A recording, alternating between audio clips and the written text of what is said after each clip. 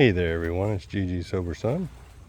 Sitting here on this custom made swing under a palm tree, under an oak tree. September 27th. Continuing the consideration of the term spiritual experience.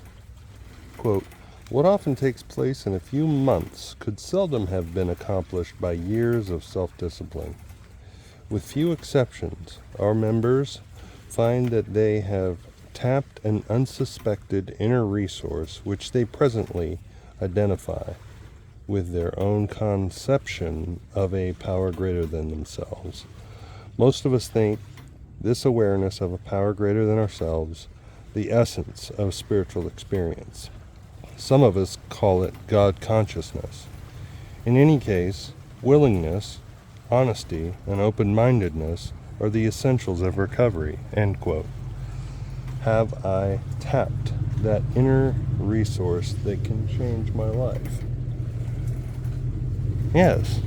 I don't know how really anyone could hang around going to meetings and other people in recovery and not tap that inner resource unless they're just so arrogant even after their bouts with alcohol and other substances to say that all it was the alcohol, you know. A lot of people think that I just drank too much and now I don't drink anymore, so I'm good. Not stopping to consider that, well, maybe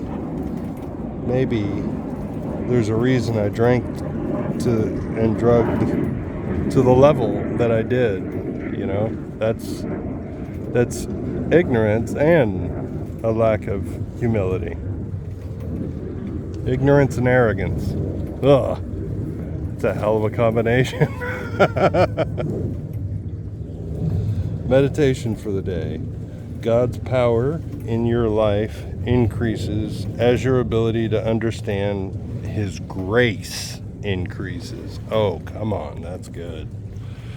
The power of God's grace is only limited by the understanding and will of each individual. God's miracle working power is only limited in each individual soul by the lack of spiritual vision of that soul. God respects free will, the right of each person to accept or reject His miracle working power. Only the sincere desire of the soul gives Him the opportunity to bestow it. Wow.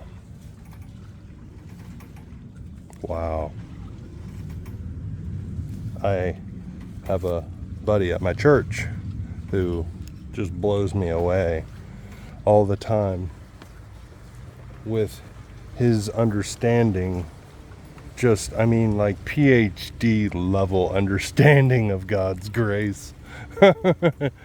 He laid this on us the other day at my men's gathering. He said, I always read, well, I'm going to paraphrase him, but I get what he's saying. Like, he'd always read the OU of little faith as kind of a Jesus busting the disciples' chops of like shaming them kind of thing, until one day he read it differently.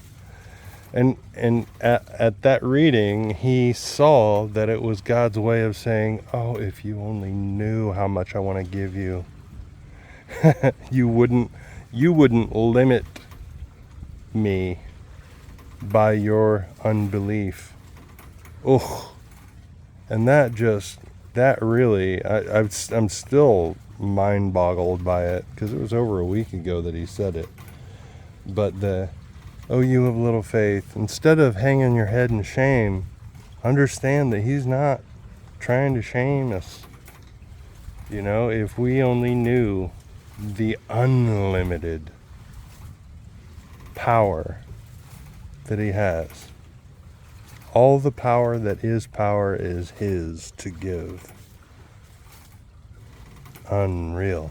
It's hard to believe, but we have that unlimited inner resource, as it says in the big book.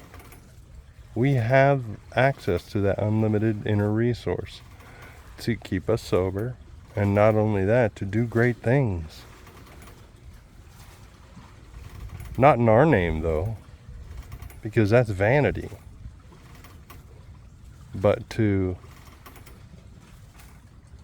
show that we have a good God, and that everything we sought in the bottle, we can find in him and more.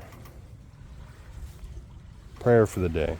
I pray that I may not limit God's power by my lack of vision. I pray that I may keep my mind open today to his influence.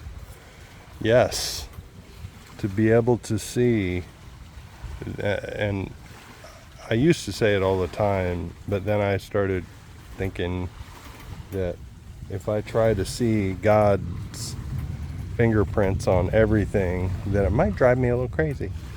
And so that fear set me back, that I believe in this, that God speaks to us 24/7. We're not always listening, and we don't always have the capacity to hear that inner guidance system. But he's in us. He permeates every fiber of our being. And that and I'm not saying trust our gut, because sometimes our guts have been set in early childhood trauma. So we have to be careful about trusting our quote unquote trusting our gut. So trust God. Clean house. Do what's in front of you. Ask, and it will be given to you. Seek, and you will find.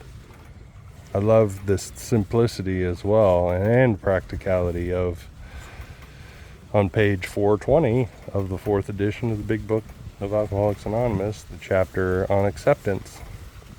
He said, I never just sit and wait for an answer from God if I'm asking. I ask the question, and then I do whatever's in front of me to do. However it turns out, that is God's answer. So I love that. I love that.